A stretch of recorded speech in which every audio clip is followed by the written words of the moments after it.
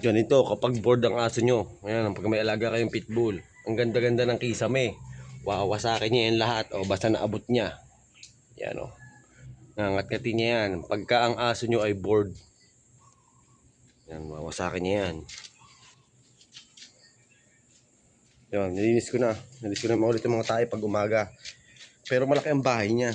Kaya nga lang, abot na niya kasi ito, lumalaki na siya eh. Ano? Sa laki niya, tumatas na siya. Yan. Yung mag-aalaga ng ganito. King of demolition talaga yan.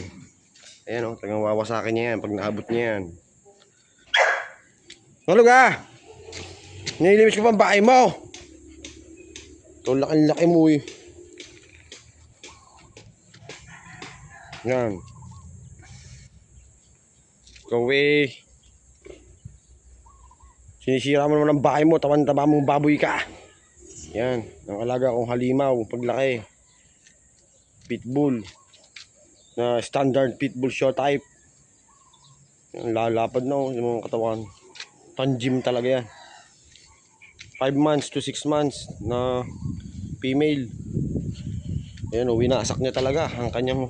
Kaya nga sabi ko sa inyo, ito ay yung mga ganitong aso ay king of demolition. Oo, maganda sila, cute.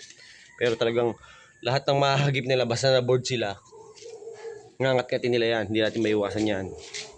Kahit pa yun, kasi bata pa rin naman siya, ano pa lang siya, 5 months pa lang eh. Yan. Kasi yung gagagawa ko dyan, nilagyan ko lang siya ng kaunting laruan, bunot.